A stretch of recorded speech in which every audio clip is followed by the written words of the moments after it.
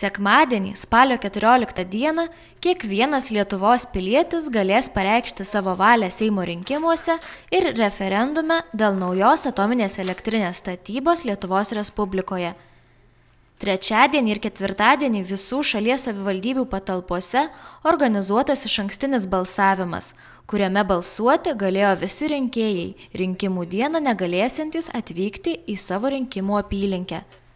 Iš anksto balsuojant aktyvūs buvo ir Druskininkų savivaldybės gyventojai.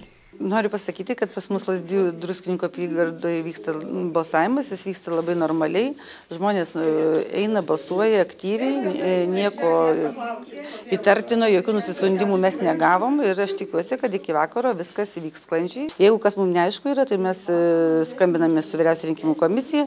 Jei ten reikia, būna, kad ten tokių, kaip išiniai girdėti, iš užsienio grįžusių, kurie savo vietą išsideklaravę kaip iš Lietuvos, bet pilietybės nepraradė, tada aš tikiu, kad tikrai viskas sekmadienį bus sutvarkyta ir jokių nesklandumų nėra. Ir kaip ir šiandien nėra, nes viską, ką reikia, tam mes įsiaiškinam, bet tikrai pateikėm visą informaciją. Rinkimų teisę turi Lietuvos Respublikos piliečiai, kuriems rinkimų dieną yra sukakę 18 metų.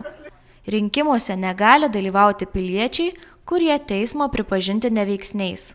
Balsuojant rinkimų dieną būtina su savimi turėti pasą ar kitą asmens tapatybę patvirtinantį dokumentą, asmens tapatybės kortelę, vairuotojo studento pažymėjimą ir panašiai.